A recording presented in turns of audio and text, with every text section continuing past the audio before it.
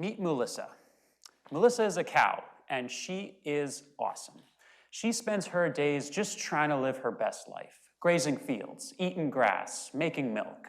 Unfortunately, however, recently, Moolissa has been rather unhappy. She's been losing a lot of weight, she hasn't been making as much milk, and worst of all, she's been in a great deal of pain. The reason for her suffering? The pesky stable fly. Now you see, stable flies spend their days making the lives of cows like Moolissa and the farmers that care for them extremely difficult. They bite Moolissa, and they feed on her blood. All of her lost blood eventually leads to those negative impacts that I just mentioned. But how is it, though, that in the vast expanse of the outdoors, the flies are always able to locate Moolissa when they get hungry?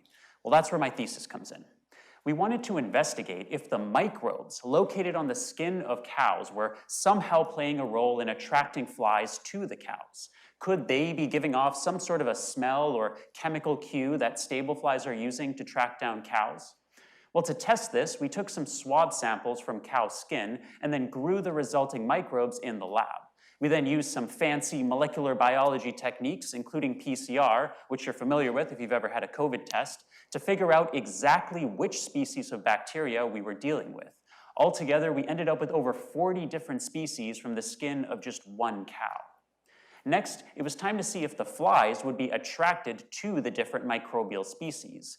We set up experiments where we presented groups of 20 flies, the microbes, along with a control. Now, unfortunately, for the first few months of testing, the flies were not interested in any of the microbes we were giving them, which was a bummer, but we couldn't let Moolissa down, so we kept on keeping on until eventually we finally found a species that attracted nearly 10 times as many flies as the control. Now that's great news, because it means that we now have evidence that a species of microbe isolated from the skin of a cow is in fact attractive to stable flies. And so this may very well be one of the methods by which flies are tracking down cows when it's time for them to feed. So now that we know of an attractive microbe, our next step is to figure out which specific chemicals being given off by it are so enticing to the flies.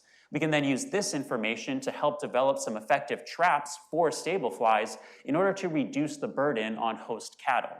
Hopefully, then we can turn things around for Moolissa so that she and all of her cow friends can get back to living their best lives. Thank you.